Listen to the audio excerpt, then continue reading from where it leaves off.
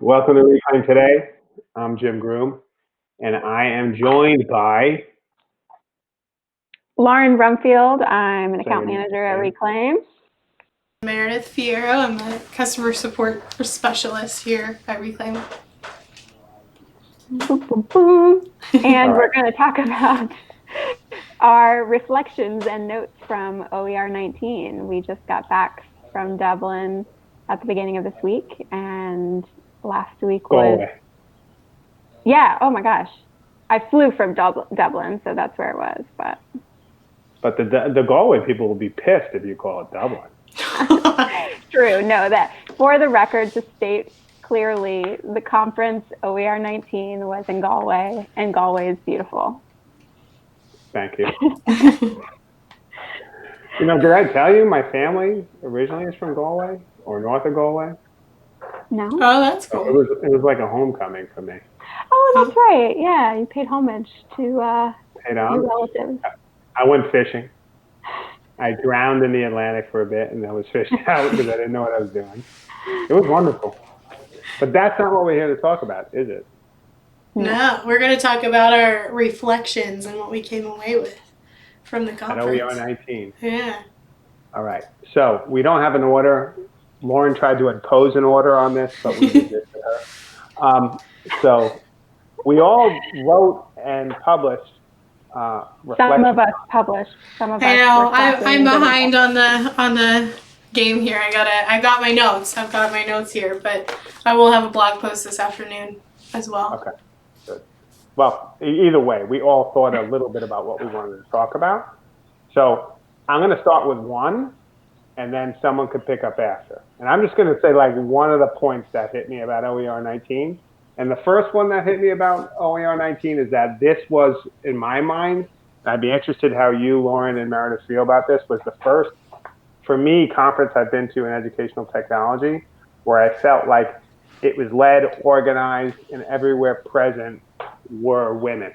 And I mean that women not only in obviously the gender question, but also the notion of this FemEd tech and the idea of a feminist-driven conference that I felt was really, for me, the most striking experience I've had at an EdTech conference because, 10, 15 years ago, it was actually quite the opposite.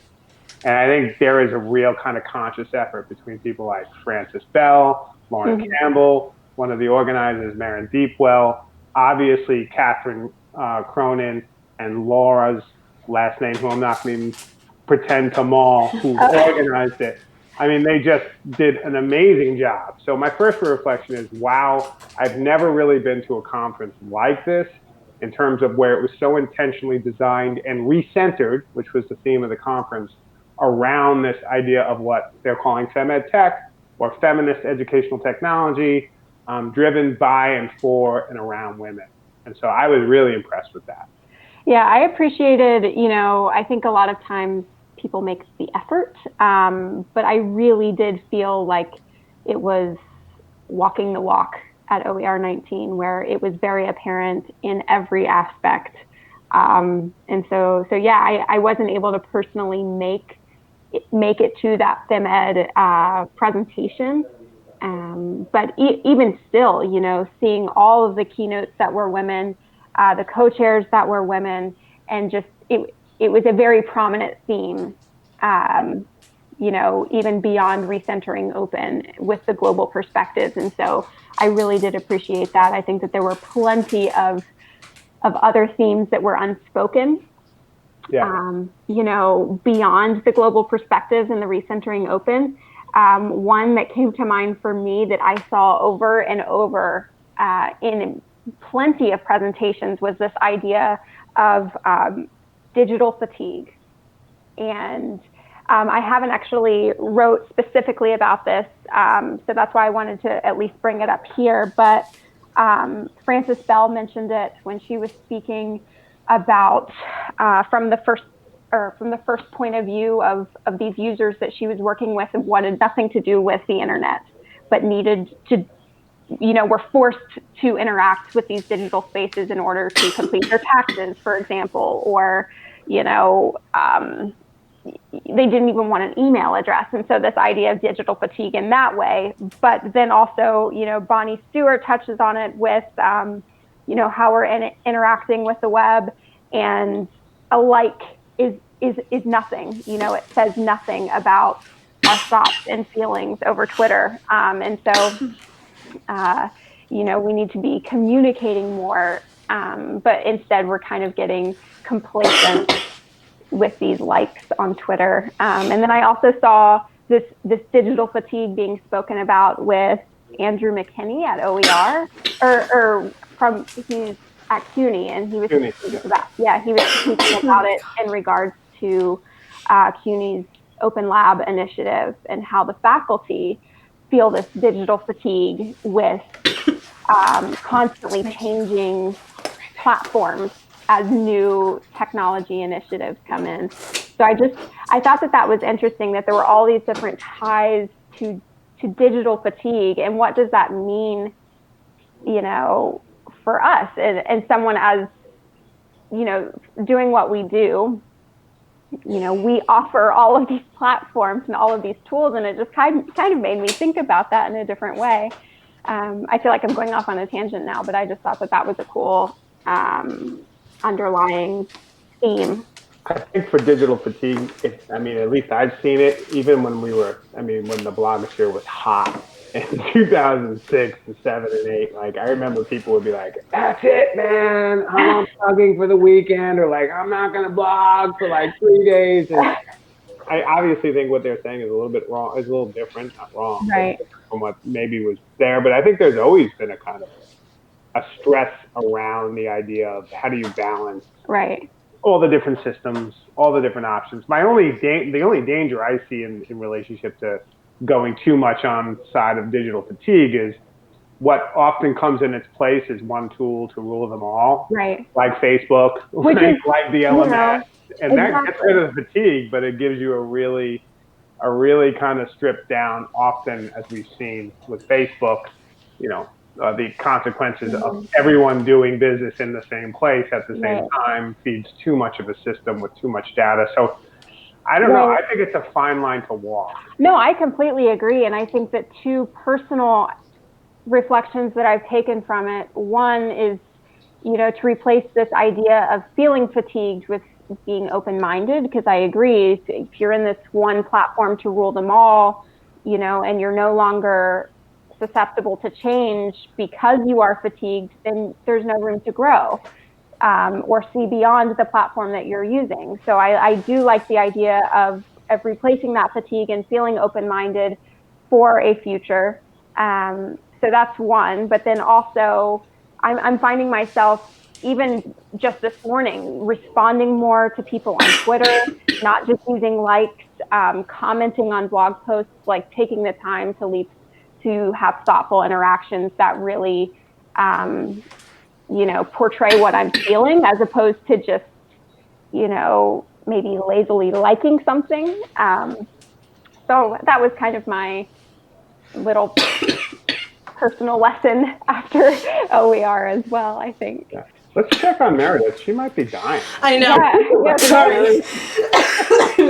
I got sick at the conference, and so I'm coughing as I'm getting better. So I'm so sorry. Do we need to call an ambulance? Kim, no, I may lose a lung though. No, I'm kidding. Exactly. Judith is wonderful and bringing me my cough drops. So thank you. Thank you, Judith. Yeah. So I'm sorry. I was not prepared. I forgot my water bottle and all my cough drops. So I'm causing problems. I'm sorry. Well, so let's dissect this. So you had a violent action. Oh, yeah. So much so that made you sick. Is that Yeah, fair? it just was such a good experience, and the Galway air really got to me, hit me hard. Knocked you off your feet, right? Yeah, it was great.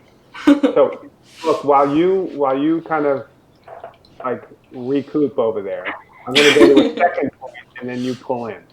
So a quick second point, moving off of digital fatigue, is just one of the sessions I really loved.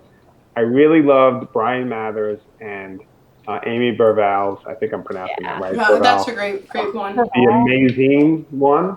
It was so good. Really fantastic. One of the best sessions I've ever been in. They spent about 10 minutes explaining what to do, and then the other 40 or 50 minutes, everybody's just creating a zine, theme for a conference, whatever they want to do. But I just had so much fun in that session, and I was really blown away about how well they ran it, because the fact that it seemed so effortless on their part, I think points to how much work they did. Absolutely. Like all the cutouts, like the quick description of how to make your zine, which got everyone going right away. For me, that was a highlight amongst almost all the conferences I've been to, of just what a good workshop session.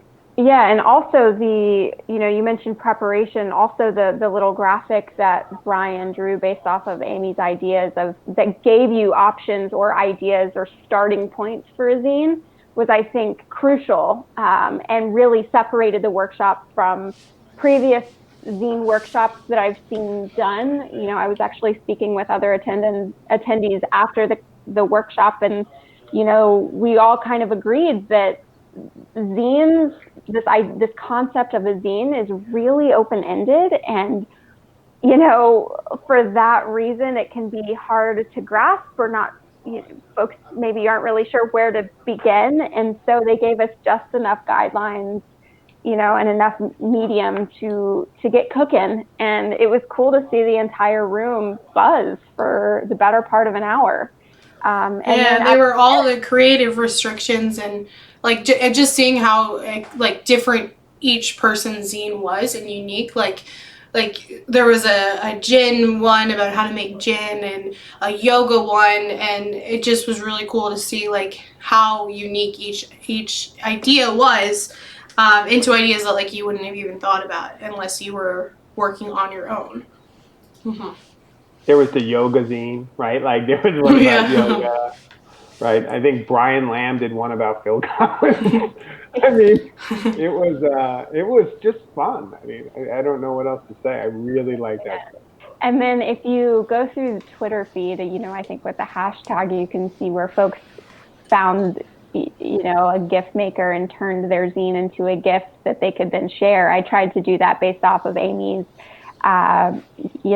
recommendations, and actually published mine to my blog. But there's a lot. If you scroll through the Twitter feed, you can see some of the stuff that folks have created.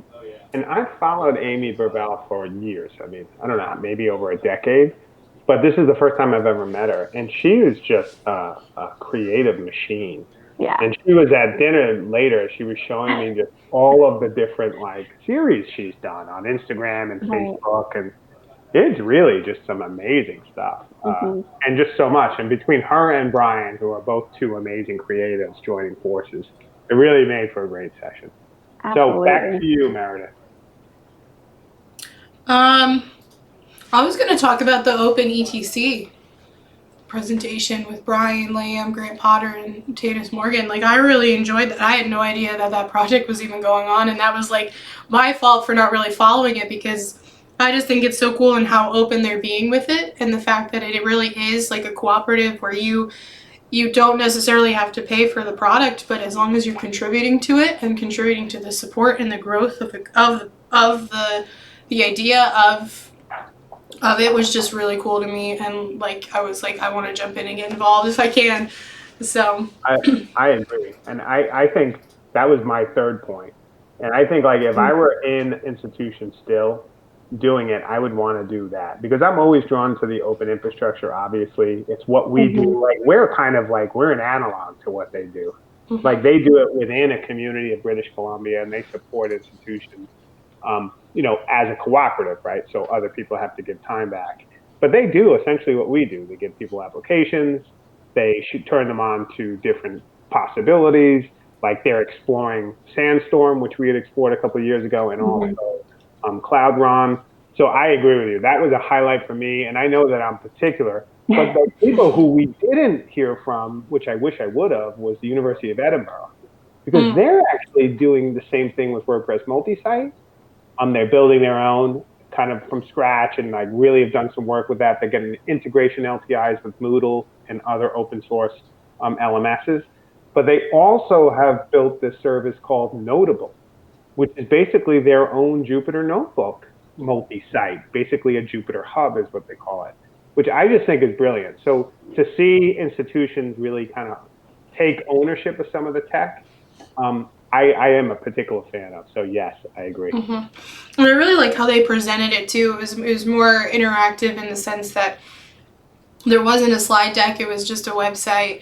They made it interactive where we could give suggestions, and actually a lot of the suggestions were around the same, just like making it scalable, and the fact that they were able to get around like the privacy laws in Canada and that sort of thing, and like starting to think about like what it would look like for GDPR and all of that stuff too. So.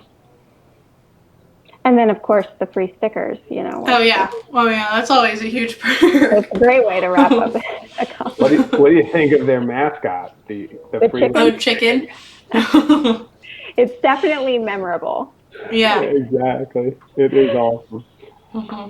Okay, Lauren, I'll shoot to you. What next?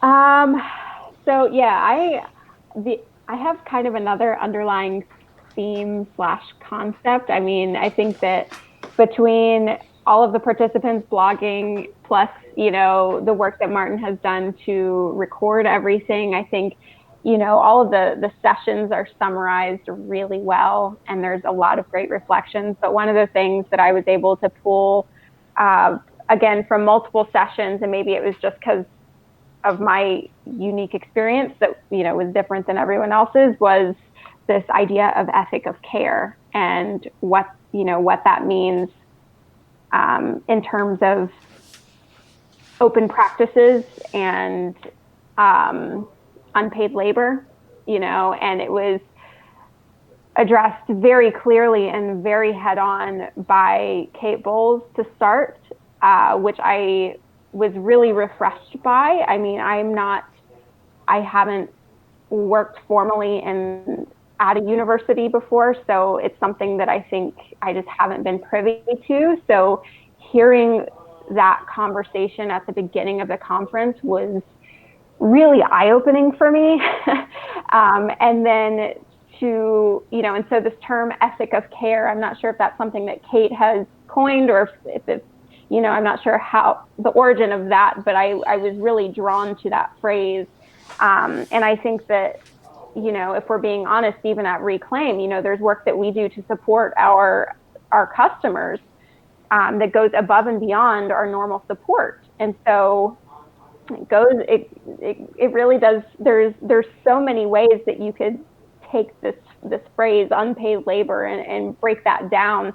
And how do we address that in relation to keeping resources free and open to the public? Because there is that balance, of making things open and accessible, but also giving credit where credit is due. So I personally, I think, struggle with that balance, and where that line is, given what we do. And, we ask for money for that, so it is hard to find that line. So yeah. I agree. I mean, I thought Kate Bowles' keynote was awesome. I thought it was really set the stage for what was to come the next 2 days. And I don't think this conference was on point from what I've seen from beginning to end in terms of recentering, the question of ethics, questioning the broader idea of what capital is doing to higher ed. Right. Her final metaphor with the river and the river system is failing, and then talking about how higher ed's kind of expansion metaphor has really kind of robbed them of the very kind of tributaries that feed the communities. And so it was a powerful keynote, and it's a hard keynote, and it's a hard thing for us to be like. Reclaim hosting walks that line, and we know we do, and we're conscious about that. Like, we are a vendor. I mean, I hate the term, but that's true. But like, I think this is a community we care about and want to be invested in. So how do we do that with caring? That's why I love the Be Kind, Reclaim idea. Like, I do think as a kind of a frame for who we are and what we do, I don't think we're selling something that's not true, but I do think the broader struggles that higher ed faces right now around labor, around casual labor, around the questions of being asked to do something for nothing, which happens all the time, and all of us kind of, chalking it up to the system. It's the system. What can we do? And throwing technological solutions at what I think Kate is arguing is a very human problem that we have choices within, was such a unbelievably refreshing keynote, especially from a lot of stuff people talking about system issues and the inevitability of how it's all going. I really found that it just put a stake in the ground around OER is a different thing. And I think, frankly, they shouldn't even call themselves OER anymore. I think the whole idea of calling themselves OER is so far away from what they are now, because they're not about open educational resources. Right? They're about a community and a movement in ed tech that is long overdue. So I'm glad that keynote really started the engine of that whole conference. I mean, it was just brilliant planning. But I could talk forever. Meredith. Well, I was going to say, speaking of Be Kind, Reclaim, Lauren's talk was another highlight for me. I mean, I guess we're a little biased because it is a reclaim, but I thought Lauren, you did a really, really good job with that. And it was really well written and some good quips in there too. Thank you. Yeah. Thank you very much. I kind of wrote about this in one of my blog posts that I published yesterday about Reclaim Hosting's presence at OER, which felt like it was an entire other entity of OER than my personal reflections on the presentations that I attended. So, but yeah, it was really important to kind of find something that summarized Reclaim, that explained who we are, what our story is, without feeling like the vendor, as you said, Jim. And so I feel like that came across the way that I wanted that to come across. So I am proud of that. And that I do have to say that one of my favorite parts of the presentation was at the very end, adding the gif of Tim that just kind of stayed on repeat. I was thinking for a minute that it was going to just stay there while the entire keynote went on.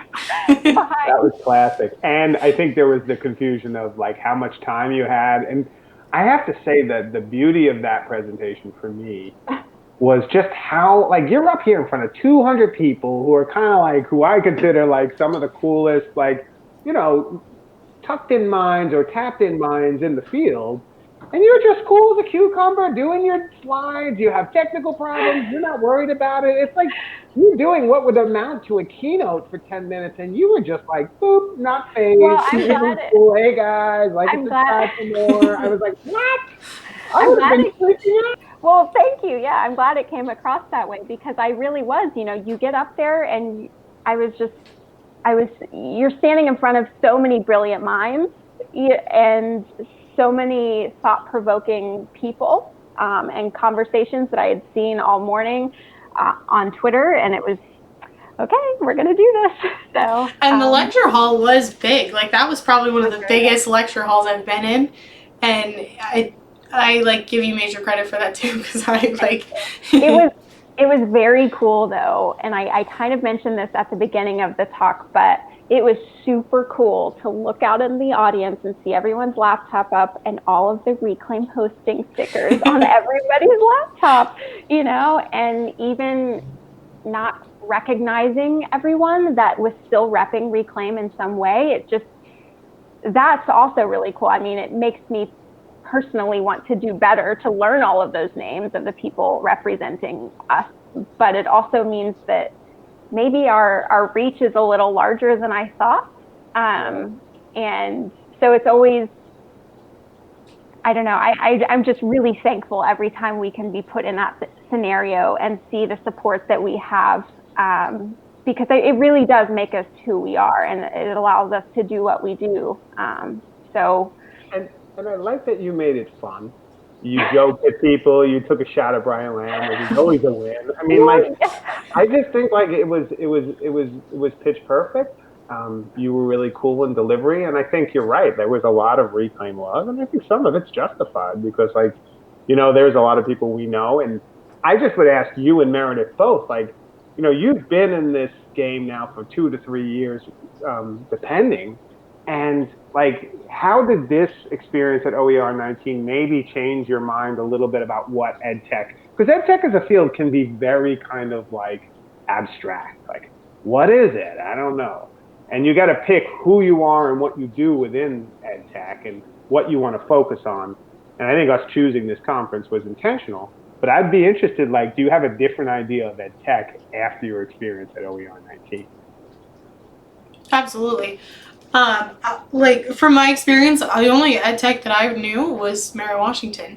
And coming in, so I've been doing a lot of like personal reflection over the last couple of weeks too, just to see where I was from last year at OER18 to OER19, and just seeing like how much influence ed tech has in Reclaim and in the work we do is really cool. And to be able to like kind of now put 2 and 2 together and see like, oh yeah, like Brian Lamb's working on this, and like Open ETC and Splots and FemEd Tech, and just like seeing all of the stuff in the and Manifold and like with CUNY and all that stuff. So I just thought it was really cool, like me personally, just to be able to kind of see and grow from last year to this year and see what it was. So yeah, absolutely. Yeah.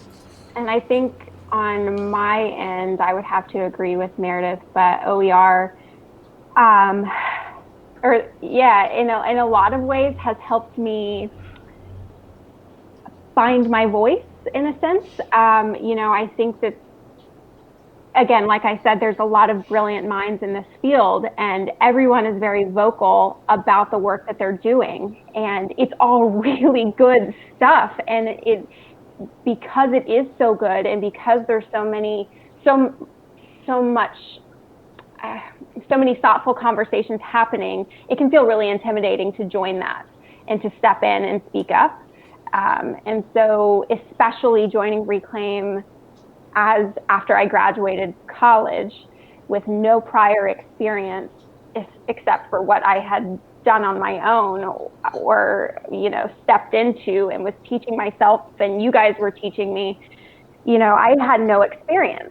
And so it didn't, for the longest time, I don't really think that I felt like I deserved to speak up. And so I was just doing a lot of absorbing, and that was really my strategy, I think, while I was attending some of these conferences in the beginning, was just to absorb as much as possible and take in as much as possible and shake as many hands as I could. You know, and so it's not until I really started attending OER18 and 19 that, you know, there's such a welcoming community, and they're so grateful for any work that is done, you know, everyone there. And so without getting super kumbaya over here, I really do feel like, you know, when I go to OER, that there's a place for me to speak, and it's deserved. And so, and again, there's always this part of me that's like, well, I don't work at a university, so what do I know? But I think that you work at the University of Reclaim. University, right? Yeah. So anyway, it's just, I think the repetition of going to these sorts of conferences, the time that I've put in with Reclaim, but specifically with the OER community, I think has really allowed me to feel more comfortable to publish my reflections and not feel like they're silly or stupid. Yeah. And I even think this year doubled down on last year with that. Absolutely. I mean, I really feel like, and I agree with you 100%, the community is everything. And, communities come and go, but we're catching this one at its really prime. And I think it's got so many good people and still so much to do that I think it's a really great touchstone for Reclaim to be there to support this community and for us as a team to define who we are in this community and know what the ideas are and know what the struggles are and make some decisions for us about how we want to address them. So I really appreciate that. And I really love you two being there and soaking it all up because there is so much good stuff. And as a team, if we know and kind of can respond to this, absolutely. I think it just makes us so much better. Yeah. And the other piece of that, that's much more like the helpful piece, in addition to being a part of the community and supporting that ethos that really does make us who we are, being able to see what kinds of technology people are talking about. Manifold, for example, Open Labs, the Commons in the Box, you mentioned Notable and Jupyter Notebooks, like all of these things that really need to be on the roadmap for Reclaim. And we are already doing that, with some of the work Tim has been doing to integrate Cloudtron. But, I walked away from that Manifold talk like, wow, like we need this, like this is so cool. And it's beautiful in how they've designed it. It's a great Pressbooks alternative. I'm gonna feel old again. Correct. So the CUNY one is another point I would love to talk about, and talk to is just the idea that Matt Gold, who's been doing this stuff like you said with Academic Commons and CUNY in a box. Commons in a box and then Open Lab. All WordPress, but then is experimenting with the open source tool Manifold, which is designed by Zach Davis, who's running Cast Iron Coding and who I started as an instructional technology fellow with in 2004. So my history is so rooted in many of the people, and to have CUNY finally come, I don't think I've ever been at a conference where CUNY is presented before. This might be one of the first. And CUNY IT conference was the first conference I presented at. So anyway, it just, for me, it puts me back to some of my experiences early on that I think hopefully you all are having. And those are real formative relationships for your career, for your thinking, for everything. And so I think it's good. I think the Manifold one, I definitely want to play with it and stuff. But that's obviously up our wheelhouse because we do the infrastructure stuff. We do the apps. We provide that to our community. So anyway, I thought that was super cool. And I don't know if my camera's off or not, but I'm going to let someone else talk. I could see you for what it's worth. That's all that matters. But yeah. Okay, I got something more. Wait, Meredith, what do you got? The Serifs of the Open presentation, that one was really unique in the sense that it was a completely anonymous presentation. Oh yeah. And it was no audio. There was just text, and it just changed from black to white text, and it just went through slide by slide. Lauren and I were in that presentation. It was a group of 4 in that hour, 15-minute presentations. That's right. And it was I had to leave during that one. Yeah, it was right after Kate Malloy's H5P presentation, which the whole session itself was really cool. With the sipping point and that sort of thing, the other lost faith in OER, but Brian Mulligan. Yeah. And I just really, really thought that Serifs of Open one was kind of interesting. We were there was a little buzz about it, who is CC0? Who actually is this person? So it was really cool. Yeah, I also really, again, it goes kind of back to just absorbing everything happening and just sort of taking it in, which I think that's how the presentation was meant, to just sort of take it in. But it was also really interesting to see the different reactions after the fact. Some people were kind of pissed and uncomfortable that we're at an open ed conference and it was speaking about these open resources and this idea of open, yet the presentation itself was not open, because if you couldn't see or hear, you could not experience this presentation because it was a purely visual thing. Or yeah, not even hear. I mean, there was no sound. So if you couldn't see, you couldn't interact with it. So like people were frustrated by that. And then some people were like, gosh, this was really powerful, you know? So what was the basic idea? So for someone like me who didn't see it, like how would you sum up? What were they arguing? And I think that there's even a difference there because how someone interpreted it in the audience, like I interpreted it like sort of like this openness, this concept will not save you, essentially. Like it is not everything it's cracked up to be. But I think others maybe didn't even interpret it that way. So Meredith, I mean, did you? No, I was the same way with you, Lauren. Like the way that you interpreted it, like I kind of had that same idea. I just thought it was really cool because at the beginning it just told you like put your phones away, turn your screens off, like you need to pay attention to this. Like it like physically like made a call to action just to like you need to be here present and watch this. I'm gonna throw something here, a little OER history here, right? Because I'm the white beard Gandalf. So anyway, you know, in 2016 there was a presentation by someone who dressed up as a droog from the Clockwork Orange, you know, the one with the eyelash and that they're guy kind is of so these, creepy. right? And so he dressed up as a droog, and he's talking to Liz about how money to open. And I thought it was a really good presentation that was invested in these OER. Like how many of them are still available? So we spend millions of dollars on building and creating OER, which is the open educational resource, a la the textbook. Yet all this money invested, you could look across these universities, which were supposed to be a repository, and like, you know, a fraction of them was still available. So basically making the argument like it's not even there. And it did it in a really creative way. And I'm wondering if this cat, who you all know very well is Pat Lockley, might have been behind, and I'm just speculating here, may have been behind the surfs of open, given what you're saying about the talk and the deep questionings of open. And I firmly believe that having someone who deeply questions open and its tenets and what it means, as long as they're not being abusive and like, you know, taking pot shots at people, but are really opening up some real questions, I think it's valuable. No, I think the community needs it. I'm all for, you know, asking the tough questions and questioning why we're here. I thought that it was, you know, I kind of tend to take the mindset like, at least this is a step in the right direction. Yeah. You know, we're all here to do good. And so, you know, I think that was maybe, but I think maybe it was just meant to make us a bit uncomfortable. Like that was probably the point.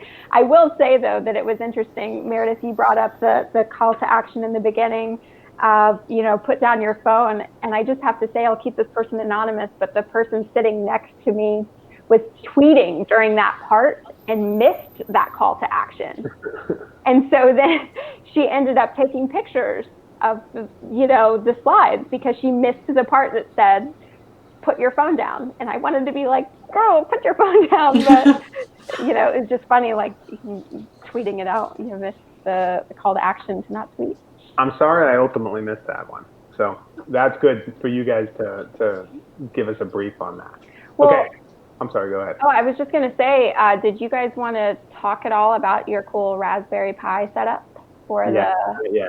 Oh. We can. But I have a couple more points I want to get at. Okay. Is that all right? Yeah. Oh, yeah. Fine by me. Scale of 1 to 10. How all right is that with you? 9.5. That's not what I need. Okay. So how about my quote of the conference was Sue Ming Ku's point when she said that unbundling is a form of extraction. Now, Sue Ming Ku, to put a little context there, she did that really wild keynote where she started with the kind of myth in BC about the raven who brings the humans out of the egg, and then went on to talk about the kind of violence of World War I and the technology and capital of modernity, where these spaces, which I just thought was mind-blowing. But she talked about the other side of open, which I thought was a good segue from the serfs of open, and like some of the problems with, these technological innovations and, the violence often associated with them. But she said this quote, unbundling is a form of extraction, which I really loved, because one of the things we're seeing in higher ed, and it's a big problem, and it didn't come up too much at this conference, but I think it was in the back of anyone's mind, is these online program management systems, what are called OPMs. And they're basically systems where universities are just basically completely outsourcing programs to designers who are building these programs and taking 60% of the profits. And it really goes to a lot of things Kate Bowles said. And this idea of unbundling education is a form of really inviting in, capital and capitalism to higher ed, which has kind of been almost a little bit of a green space, shall we say. And Kevin Carey, I think that's his name. Am I getting that right? I believe he just wrote a big kind of, and I'll go to it. He wrote an article, just to make sure I have his name right. It's called The Corporations, and you should read it. It's in the Huffington Post if you haven't. And it's about these online program management. It's called The Creeping Capitalist Takeover of Higher Ed. And it's written by Kevin Carey. And when I heard her talk about unbundling as a form of extraction, and the kind of idea of how we're saving, higher ed with, cost savings, none of those savings are passed on to the students. It's all about prestige and how you sell prestige, right? And it's linked strangely to the whole idea of the kind of prestige market. People are kind of creating this, insane kind of system to cheat it so they can get into Yale or Stanford or where have you. But it was really interesting because I think for me, that was one of the backdrops for the keynotes. And particularly, which I thought was just a stellar keynote, particularly when she started talking about the other side of open. And open, the issues of open is just how easy it can be to take that and what is called open washing and resell it or repackage it as an undisputed good. And open and undisputed good often, can go hand in hand. And I think that's why problematizing open is very important. And if we start kind of selling open as an undisputed good, I really think we get into trouble as a community. So for me, Su Ming Ku's keynote, which was really indirect in the way she did it too, which I loved, I thought was just brilliant to really question some of the elements of open, like the serfs of open. So now I'll stop. I'm sorry. No, it's cool. And again, I have to really applaud the co-chairs for how they blended all of these themes together, because this idea of extraction and unbundling data, I wrote that down as a bullet point note for the CUNY talk. I know that we have mentioned them a few times, so I won't stick on it too long. But Andrews spoke specifically about this extraction and unbundling of data to create open experiences. And, that ties in with Kate's keynote and how she's talking about, we have to constantly perform this forensic analysis of the closed university in order to create this open university. Yeah.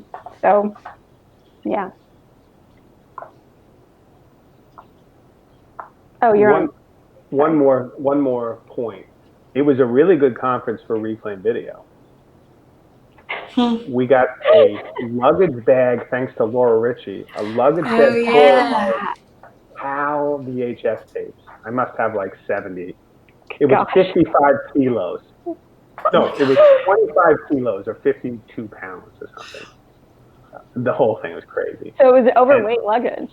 It was overweight, yeah. I had to pay to get to Italy. And then Laurie also built us, he brought us a Selectivision PAL. So that 2001 Selectivision. So we have now a PAL Selectivision, which I have here, actually. Let me get it. And I want to bring this back to America. I don't think it's going to play on our player, though. So that means I might have to get a European player. Hold on. I know I'm not being very... But there it is. Oh, so this is a PAL Selectivision.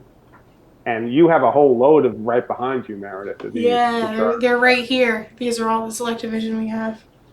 So this is a really great hookup. I don't know. I have to see if I can buy a PAL Select Edition player.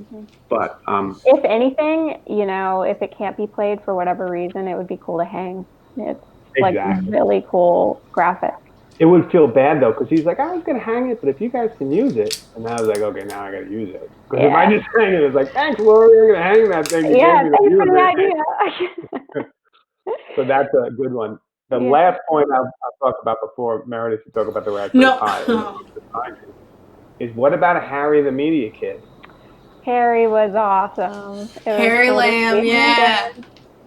Yeah, that was easily one of the highlights for me, is him like clobbering up the stairs to the microphones to people and like running back down around the top floor, like just gold.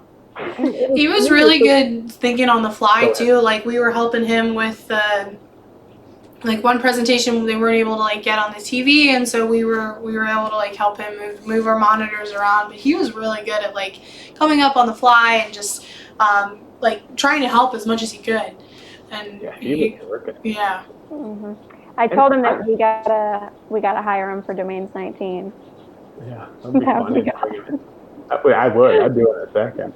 And the thing that to me, what was so cool about it was like, he was there last year too, right? Mm-hmm. And like, I think Brian obviously was kind of like double dipping, like, come on, son, come to the conference, and then maybe we'll do something on the side. But like, Harry's into media, and so like, what a cool experience. And then what a cool group at OER19 to engage in and to like support it. And just, I mean, I'm both blown away how cool it is and a little bit like, I want to bring my kids. I want them to have that experience. Like, I just think it's brilliant. So Harry the Media Kid is, I don't know. That's another element of this conference that I really loved. And it's person, right? It's about people. It's about like, everyone knew who he was, which is neat. And then he got downs. Yeah, I saw that.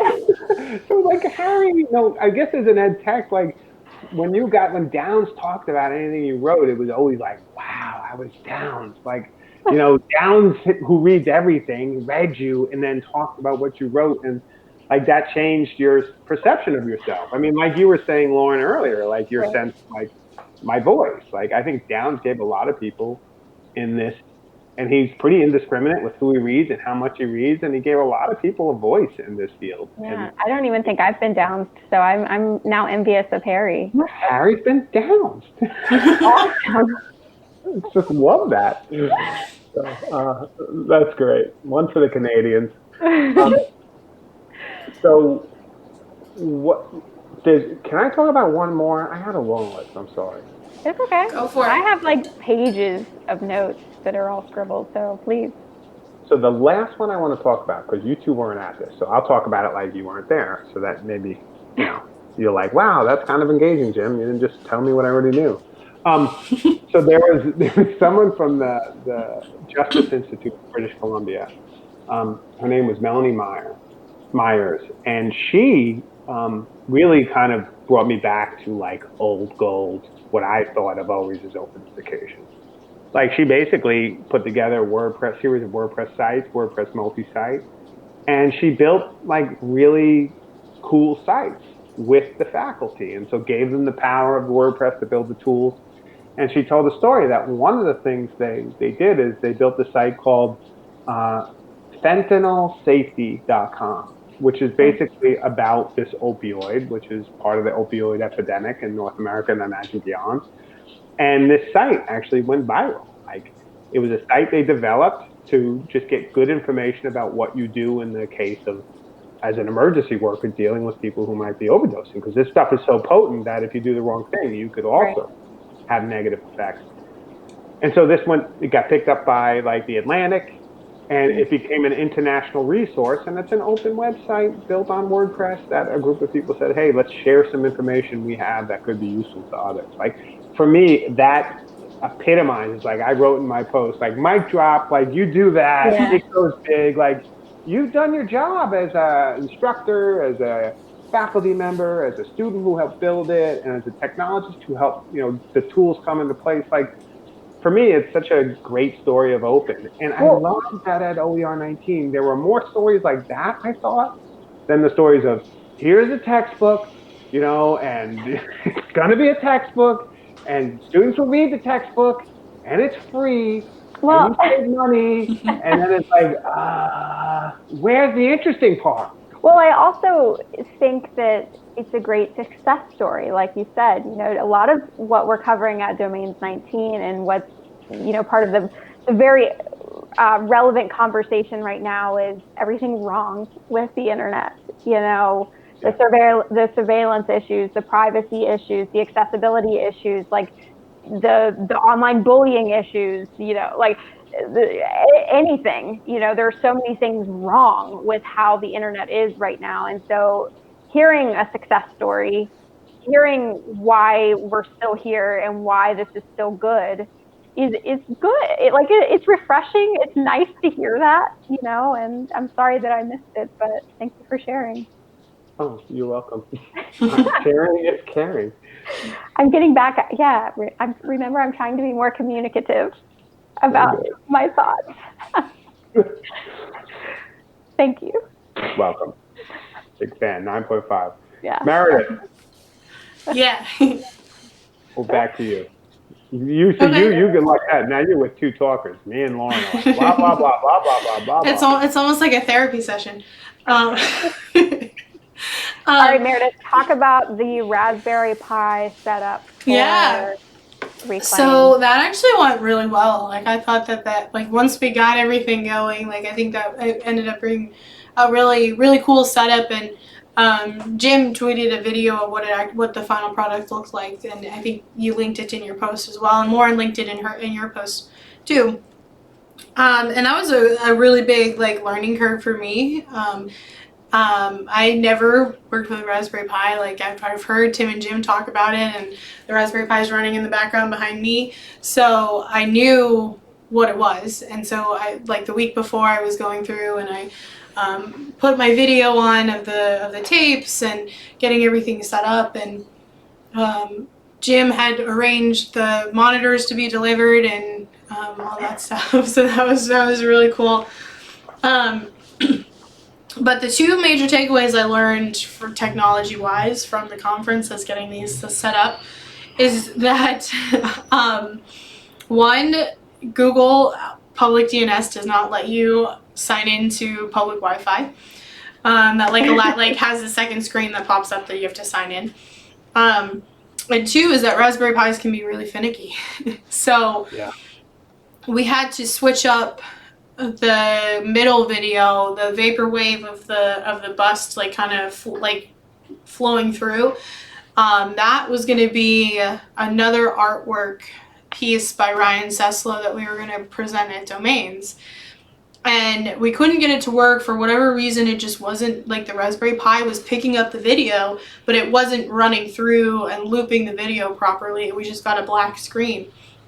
And so, like, 2 hours of FTPing videos up and down from Google Drive into the Raspberry Pi. Like, I was finally able to get the one. And I never really figured out, unfortunately, why the first video that Jim, you had on the Raspberry Pi wasn't working. But I think it all came together, like, very well. Like, the colors from the vaporwave tied into the VHS tape, like, covers, and then into our ad. And so I just thought it ended up really, really well. It was beautiful. Yeah, it looked good. I'm sorry, go ahead. Oh, I was just going to say, I mentioned this in my blog post about Reclaim's representation, but it was cool for the first time to see our VHS shirts, our, Ryan's artwork, the ad, the stickers, like, see all of that in one place for the first time. Mm-hmm. It was really cool. Yeah, and the banner on the bottom, like, that was really cool.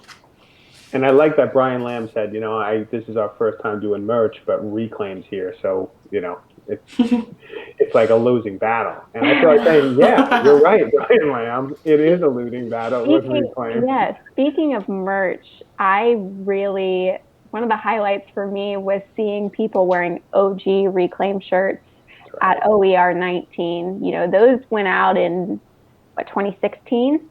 Jennifer Englund from University of Minnesota, give it up. She had an awesome Reclaim hosting the record vinyl. So, I agree. It was cool to see, like, okay, who's going to around for longer. I think the other thing about the setup, what I thought was cool was, you need a phone. Because if you tried to connect, so when you were FTPing, Meredith. Oh, yeah. Yeah, we the were using your wireless. phone. Yeah. Because we couldn't figure out how to get the Raspberry Pi to authenticate with the university Wi-Fi. So we were using your phone. Yeah. You had to kind of go into it twice, and it wouldn't really do with that. So you had to have a one direct, like Jimmy's iPhone, and then whatever my pass was. That's what worked.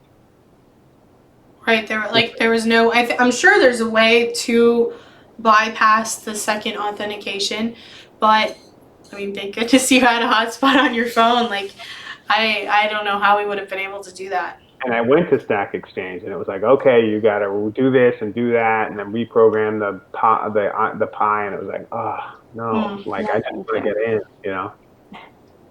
But that worked. It did. It was because it was our run through for Domains 19 with the monitors and the Pis, and it's cool. And I think that's the next post I'm going to do is I have a post that I've been waiting to do, but a post about what we did and the quick thing. So that might be a good one to also share about that, because people came in and they were just like, wow, what's this? Like, what the hell, not realizing really what it was, which I like.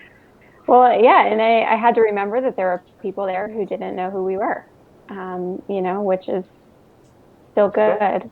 Sad. Yeah, well, sad for them. Sad. And like you said, Lauren, they didn't do their homework properly. Exactly. Yeah. So. Like calling out 200 people. No, you didn't do your homework. So, so as a result, this is your punishment, me. So on a scale of 1 to 10, let's do it. On a scale of 1 to 10, what would you give OER19? You know my answer. I hate that answer. Let me start with Meredith. Meredith, I was gonna say 12. Aww.